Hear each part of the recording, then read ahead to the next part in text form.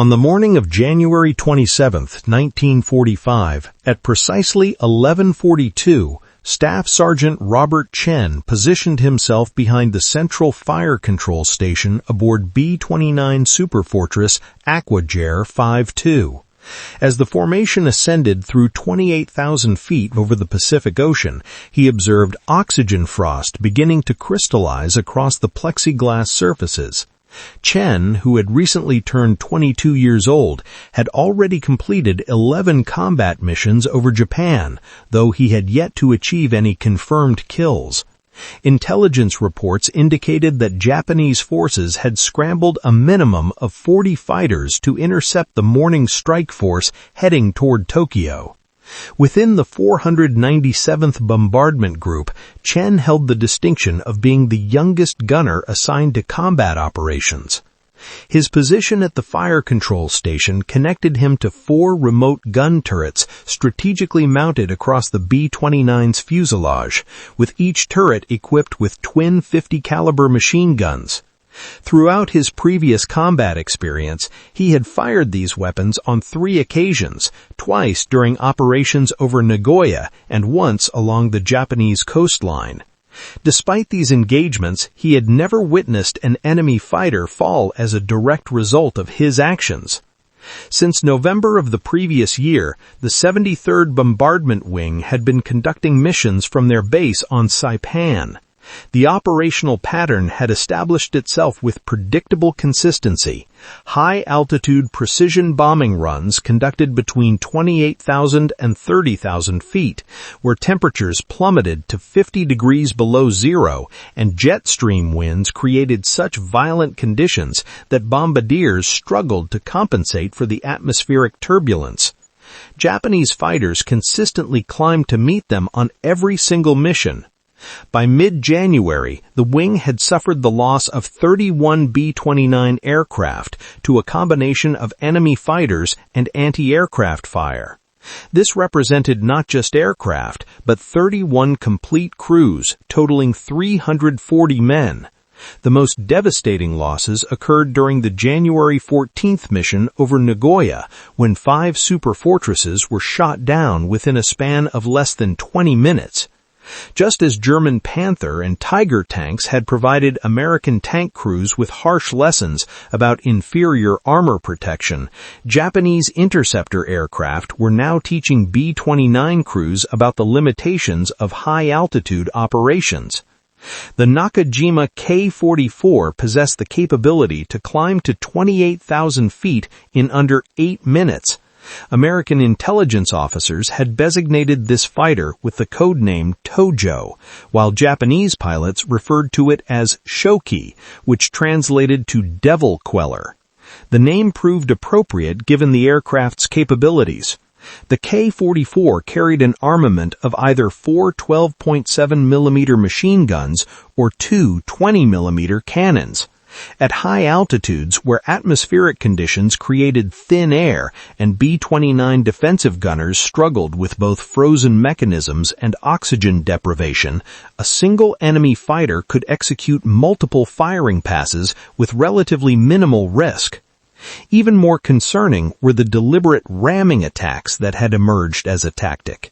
Beginning in August 1944, Japanese pilots had initiated the practice of intentionally colliding with B-29 aircraft after depleting their ammunition supplies. This did not represent kamikaze doctrine in its traditional form, but rather reflected desperation mathematics. The exchange of one fighter for one bomber was considered acceptable when the bomber carried a price tag of $600,000 and transported 11 crew members who had undergone 6 months of specialized training. The 47th Sentai, based at Naramasu Airfield in the vicinity of Tokyo, operated a specialized air superiority unit that practiced this particular tactic extensively. American intelligence estimates suggested this unit had successfully destroyed at least 3 B-29s through ramming attacks and had damaged 7 additional aircraft severely enough that they were written off as total losses following crash landings. Aquare 52 carried 6 tons of high explosive bombs in its bomb bay. The designated target for this mission consisted of Tokyo's port facilities. Weather reconnaissance aircraft had transmitted reports indicating clear skies over the primary target, which meant visual bombing procedures would be employed. This requirement meant the formation would need to maintain steady flight during the bomb run, which in turn meant that enemy fighters would have adequate time to position themselves for optimal firing angles. During the pre-mission briefing that morning at 0400 hours, Chen had been informed of the statistical probabilities. The strike would involve 62 B-29 aircraft. Intelligence predictions estimated that 9 aircraft would fail to return from the mission. The formation made its crossing of the Japanese coastline at 11:58 hours. Radar operators stationed on Honshu immediately began tracking their approach. Air raid sirens commenced their wailing across Tokyo. At Narimasu Airfield, pilots rushed toward fighters that ground crews had already warmed up on the flight line. At exactly noon, the first K-44 fighters lifted off and turned southeast toward the incoming bomber stream. A total of 43 fighters had been launched. Aquare 52 was about to encounter more enemy aircraft than any B-29 had faced during a single mission up to that point. The first enemy fighter became visible at a distance of 12,000 yards. Chen observed it through his optical sight as a dark speck climbing at a nearly vertical angle through scattered cloud formations. As the speck grew larger, wings became distinguishable, followed by the distinctive radial engine cowling characteristic of a K-44. The fighter executed a roll to inverted position at 27,000 feet before diving toward the formation's lead element. 3 additional fighters followed in the attack. Chen rotated his upper forward turret to track the diving attack. The remote control system provided him with the capability to aim guns that were physically mounted 15 feet away from his actual position. An onboard computer made corrections for airspeed, altitude, and the B-29's forward motion. While this technology represented a revolutionary advancement, it also proved temperamental when operating at temperatures of 50 degrees below zero. The lead K-44 initiated firing at a range of 800 yards. Tracer rounds arced toward the formation.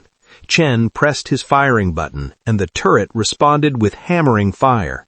50 caliber rounds streamed toward the fighter at a velocity of 2,800 feet per second. The K-44 executed a snap roll to the left and disappeared beneath the formation. No hits had been achieved. The fighter had broken off its attack too quickly. By 12:07, the formation found itself fully engaged with enemy fighters attacking from all quadrants. The standard Japanese tactic involved a high-side pass approach from the 11 o'clock position, diving through the formation at approximately 400 miles per hour, then executing a hard break either left or right to avoid the concentrated defensive fire from the B-29s. Individual fighters rarely pressed their attacks to point-blank range during conventional attacks. Ramming attacks, however, followed an entirely different pattern. The aircraft commander called out an enemy fighter approaching from the 2 o'clock high position. Chen swung the upper turret to engage. A K-44 was positioning itself for a beam attack at a range of 700 yards. The fighter's nose was tracking Aquare 52 with precision. Chen led the target appropriately and fired a 3-second burst. The armor-piercing incendiary rounds walked across the fighter's flight path. The K-44's engine erupted in an explosion, with black smoke pouring from the cowling. The fighter rolled inverted and fell away while trailing fire. This marked Chen's first confirmed kill of the engagement. Chen did not pause to celebrate, as 2 additional fighters were already maneuvering into attack positions. The B-29's right blister gunner engaged one target with his twin 50s, while the tail gunner called out a fighter closing from the 6 o'clock low position. The central fire control system allowed Chen to slave the lower aft turret to his sight picture. He tracked the target and fired, but missed. The tail gunner assumed control and stitched rounds across the K-44's wing root. The fighter shuddered as pieces of aluminum skin peeled away from its structure. The aircraft entered a flat spin, marking the second kill credited to Aquare 52. The formation reached the initial point for the bomb run at 12:19. This represented the moment of maximum vulnerability for the entire operation. The bombers would be required to fly straight and level for 6 minutes while bombardiers synchronized their Norden bomb sights. Course changes were strictly forbidden during this critical phase, and evasive maneuvers were impossible. The Japanese fighters understood this vulnerability perfectly. 14 K-44 fighters formed up at 3,000 feet above the bomber stream. They orbited once, then twice, positioning themselves for coordinated attacks designed to overwhelm the B-29's defensive fire capabilities. At 12:21, they commenced their rolling attacks. Chen counted them through his sight, 4 fighters diving in pairs from both the 10 o'clock high and 2 o'clock high positions simultaneously. The tactics demonstrated textbook precision. The formation's gunners would need to divide their fire between multiple threats, meaning individual B-29s would face multiple attackers with degraded defensive coverage. The first pair of attackers opened fire at 1,000 yards. Chen engaged the lead fighter with his tracers converging alongside fire from 2 other B-29s in the formation. The K-44 flew directly into the concentrated stream of rounds. Its canopy shattered completely, and the fighter executed a snap roll to the right, colliding with its wingman in the process.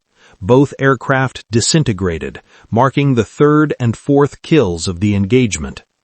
However, the second attacking pair had utilized the chaos as cover for their approach. 2 K-44s had penetrated to within 500 yards and were closing rapidly. Their cannons were actively firing, and Chen could observe the muzzle flashes. He swung his sight to track the nearest fighter. The K-44 was not breaking off its attack run and was not attempting any evasive maneuvers. The pilot had committed to a ramming attack, with impact calculated to occur in 4 seconds. Chen maintained fire. The upper forward turret poured rounds into the K-44's engine cowling. Hits sparkled across the fighter's nose as the range closed to 300 yards, then 200 yards. The fighter was trailing smoke but continued accelerating toward impact. At 100 yards distance, the K-44 struck Aquare 52's No. 3 engine at precisely 12:22 in the afternoon. The impact produced a sound comparable to a steel hammer striking a locomotive boiler. The fighter's propeller tore through the engine cowling as metal shrieked in protest. The B-29 yawed violently to the right as the No. 3 propeller tore free and tumbled away into space. The fighter's wing sheared off completely, with the fuselage cartwheeling over the B-29's back before disappearing from view. Pieces of aluminum and steel rained past the gun turrets. Chen felt the entire aircraft shudder from the impact. Warning lights blazed across the flight engineer's panel, indicating a fire in the No. 3 engine and oil pressure loss in the No. 4 engine. The aircraft commander shut down both right side engines and activated the fire suppression system. Aquare 52 was now operating on only 2 engines, and the bomber began dropping out of formation, losing altitude at a rate of 300 feet per minute. Alone and damaged, the aircraft presented itself as a perfect target. 3 K-44 fighters broke from their attack pattern and dove toward the crippled B-29. They possessed both altitude and speed advantages. Standard doctrine called for damaged bombers to be finished quickly before they could jettison their bomb load and gain maneuverability. Chen rotated the upper turret to meet the first attacker diving from the 1 o'clock high position. Range stood at 1,000 yards and closing. Chen exercised patience, understanding that the targeting computer required 3 seconds to calculate an accurate firing solution on a maneuvering target. He forced himself to hold fire as the range decreased to 800 yards. The K-44's nose illuminated with cannon fire, and rounds punched through Aquare 52's left wing, causing hydraulic fluid to spray from severed lines. At 600 yards, Chen initiated fire with a 4-second burst. The tracers connected with their target, and the K-44's canopy exploded. The fighter rolled left and descended while trailing debris, marking the 5th confirmed kill. The second attacker, however, had used the previous engagement as a diversion. A K-44 had positioned itself at 3 o'clock high, only 300 yards out, with wings level and nose pointed directly at Aquare 52's cockpit. The fighter's guns were silent, indicating the pilot had expended his ammunition. This was another ramming attack. The right blister gunner opened fire, with rounds sparking off the K-44's engine, but the fighter did not deviate from its course. Chen swung the upper turret hard right, pushing the mechanical stops to their limits. He fired, but the tracers missed high. He overcorrected, then fired again. Hits stitched across the fighter's fuselage, and the K-44 shuddered but maintained its collision course. At a range of 100 yards, then 50 yards, the fighter struck Aquare 52's number 1 engine. The propeller disintegrated instantly, with shrapnel tearing through the wing structure. The number 1 fuel tank ruptured, causing aviation gasoline to spray into the slipstream. The K-44's fuselage broke in half, with the tail section tumbling over the B-29's flight deck, while the engine and cockpit section smashed into the left wing, ripping a 6-foot hole in the leading edge. Aquare 52 now had only one functioning engine, number 2. The aircraft was falling through 18,000 feet, with airspeed dropping below 160 miles per hour. The wing was actively leaking fuel, the hydraulic system was failing, and 12 additional Japanese fighters were forming up for a third wave of attacks. Chen's hands had become numb from the extreme cold. The temperature inside the unpressurized gun station had plummeted to 62 degrees below zero. His oxygen mask had frozen to his face, and ice crystals covered the optical site. He scraped them away with a gloved thumb and continued tracking the incoming fighters. The 12 K-44 fighters had split into 3 groups of 4 aircraft each, employing classic Wolfpack tactics.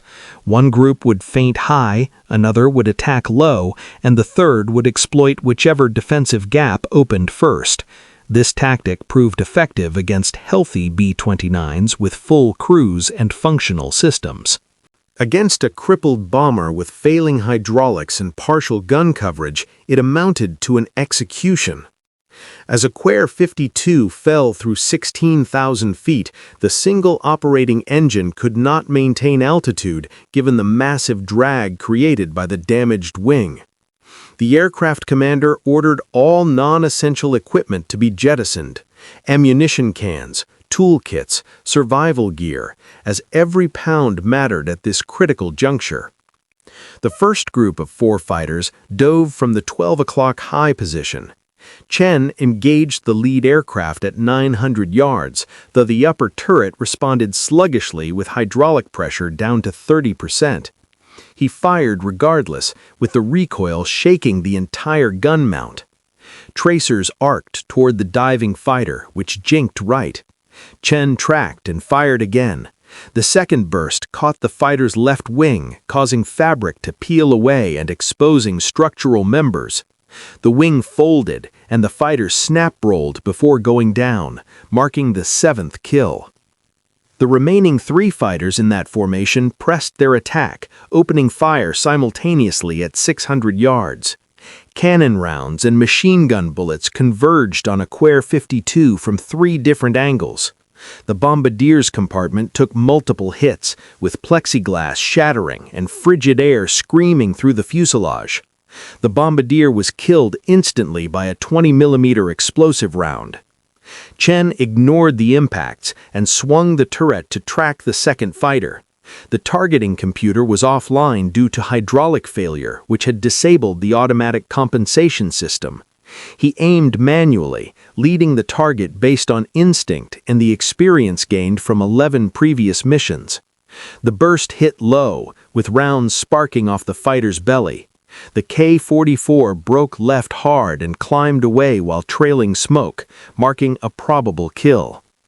Chen shifted focus to the third fighter, which was closer at 400 yards and diving at a nearly vertical angle. He fired a 6-second burst, despite the gun barrels overheating even in the sub-zero temperatures. Tracers arced across the sky as the K-44 flew directly through them. Hits peppered the engine cowling, causing the propeller to stop and begin windmilling. The fighter's nose dropped as it fell past Aquare 52's left wing at 200 miles per hour before disappearing into the clouds below, representing the 8th confirmed kill. The fourth fighter in the group had utilized the chaos to position for a beam attack, coming in from the 9 o'clock level position at 500 yards. The left blister gunner engaged with his twin 50s. The fighter jinked and closed to 300 yards before firing a long burst from its cannon. Rounds tore through Aquare 52's left horizontal stabilizer, snapping control cables. The aircraft yawed violently, and the rudder jammed hard left. The aircraft commander fought the controls, applying right aileron and reducing power on the single functioning engine to counteract the yaw. Chen tracked the attacking fighter as it passed beneath the fuselage and attempted to slave the lower turret, but the mechanical linkage ground and stuttered before the turret rotated only 15 degrees and stopped completely. Another hydraulic failure. The tail gunner took the shot instead. His guns remained functional as they were mechanically operated and required no hydraulics. He fired a 4-second burst as the K-44 pulled up from its attack run. The rounds hit the fighter's tail, causing the rudder to separate. The K-44 entered an uncontrolled flat spin, marking the 9th kill credited to Aquare 52's crew. The second wave of 4 fighters was already inbound with a high side attack from 2 o'clock. Aquare 52 had descended to 14,000 feet with an airspeed of 140 miles per hour, critically slow. The bomber was approaching stall speed as the single engine could not generate sufficient thrust to maintain controlled flight, given the damaged wing and jammed rudder. Chen had only 15 rounds remaining in the upper turret's ammunition belt. The lower turrets were offline. The blister positions were low on ammunition, and the tail gunner had perhaps 60 rounds left. 4 more fighters were closing rapidly.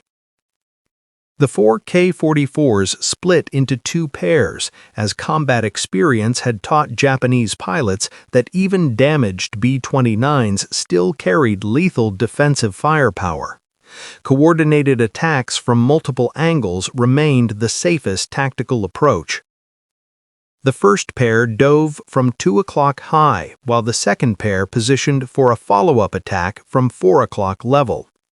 Chen tracked the lead fighter in the first pair at a range of 800 yards. The upper turret responded to his controls, though movement remained jerky due to hydraulic fluid leaking from ruptured lines throughout the aircraft. He waited until 700 yards, centered the sight, and fired his remaining 15 rounds in a single sustained burst. The tracers converged on the K-44's engine, with hits sparkling across the cowling. The propeller disintegrated as chunks of metal spun away. The engine seized, and smoke poured from the fighter as it rolled inverted and fell away, marking the 10th kill. With the upper turret's guns now empty, Chen's primary defensive position had become useless. He scrambled through the connecting tunnel to the unpressurized rear section. The right blister gunner had taken shrapnel through his shoulder and could no longer operate his weapons, so Chen took his position. The second fighter from the first pair was already committed to its attack dive at a range of 600 yards. Chen gripped the manual controls for the twin 50-caliber guns, which required no computer assistance or hydraulic boost, only pure physical strength to traverse the weapons and maintain aim. The K-44 opened fire at 400 yards with cannon rounds punching through Aquare 52's right wing. Chen led the target and squeezed the trigger. The recoil hammered his shoulders as spent casings tumbled into the collection bag. The burst caught the fighter's cockpit, shattering the canopy. The K-44 snap-rolled left and fell away spinning, representing the 11th kill. The second pair of fighters was already committed to their attack run, coming in from 4 o'clock level with 300 yards separating them, firing as they closed. One targeted the flight deck, while the other aimed for the wing route where fuel tanks were located. The tail gunner engaged the trailing fighter, with his remaining ammunition hammering out in a 5-second burst. Tracers walked across the K-44's nose, and the fighter's windscreen exploded. The aircraft pulled up hard and broke off the attack. The 12th kill was confirmed when the fighter was observed falling through clouds at 11,000 feet with no visible pilot. The lead fighter in the pair pressed its attack despite the defensive fire. Chen swung his guns, but the angle was unfavorable. The blister position could not traverse far enough forward to engage targets at 4 o'clock high, leaving him blind to the threat. The left blister gunner took the shot instead, as his position provided better forward coverage.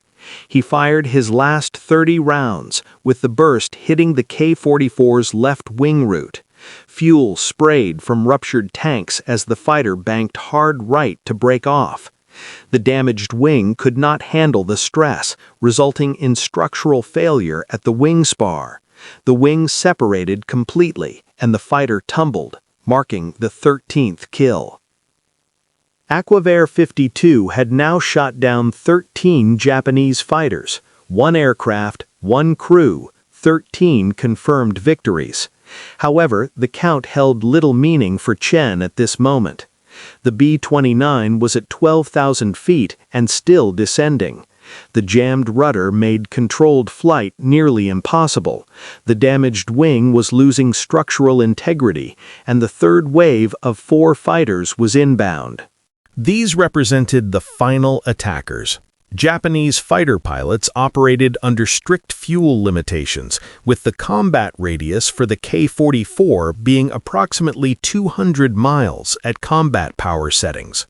The fighters had been airborne for 40 minutes and had perhaps 10 minutes of fuel remaining before they would need to break off and return to Narimasu. 10 minutes would be sufficient time. The 4 K-44s formed up in a line astern formation, not a diving attack, not a high-side pass. They were positioning for sequential ramming attacks. 4 fighters, 4 deliberate collisions. The Japanese pilots had calculated that even if only one succeeded, Aqua 52 would not survive. Chen watched them through the blister's small window. The fighters were at 14,000 feet, positioned 2 miles behind the bomber, matching speed and altitude as they prepared for their final run. He had no ammunition remaining. The tail gunner had no ammunition. The upper turrets were offline. The lower turrets were offline. Aqua 52's defensive armament was completely expended. 4 fighters, 0 bullets. 12,000 feet above the Pacific Ocean. The lead K-44 in the ramming formation began accelerating at a range of 1 mile.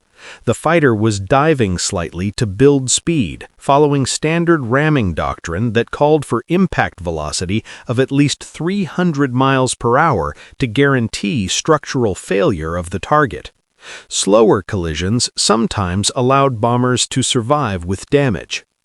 Chen braced himself against the blister window frame. There was nothing he could do. No guns, no ammunition, no options. The aircraft commander was attempting evasive maneuvers, but the jammed rudder severely limited his control authority. The B-29 could bank gently left or right, but could not perform the violent jinking that might throw off a fighter's aim. The K-44 closed to half a mile distance. Chen could now see specific details: the fighter's dark green camouflage, the red Hinomaru circle on the fuselage, the propeller spinner painted yellow to identify it as part of the 47th Sentai. At a quarter mile, the fighter's nose was centered on Aqua 52's vertical stabilizer. Impact would occur in 15 seconds. The K-44's engine began trailing black smoke, not from battle damage inflicted by Aqua 52, but from mechanical failure. Nakajima HA-109 radial engines were temperamental at high power settings, with maximum combat power for extended periods causing cylinder head temperatures to exceed design limits. Seizure was common. The fighter's propeller stopped rotating completely. The engine had failed. Without thrust, the K-44 could not maintain its intercept course and began losing both speed and altitude. The pilot attempted to restart the engine, but failed. The fighter fell away below Aqua 52's tail, its ramming attack aborted by mechanical failure rather than defensive fire. This was credited as the 14th kill to Aqua 52. No bullets fired, no gunner claiming the victory, but the fighter was combat lost due to battle damage on an already strained engine. Intelligence officers would later confirm the K-44 crashed into the Pacific Ocean 18 miles east of Tokyo.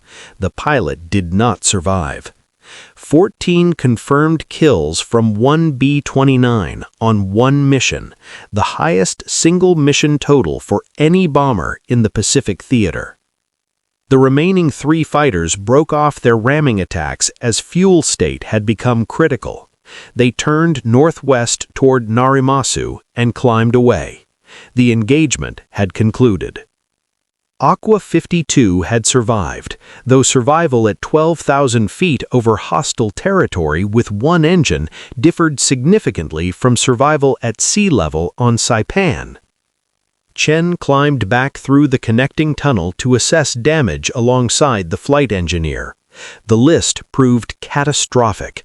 Number 1 engine destroyed by ramming attack. Number 3 engine destroyed by ramming attack. Number 4 engine shut down due to oil pressure failure. Number 2 engine running but showing elevated cylinder head temperatures. Left wing with structural damage. Right wing with fuel leak.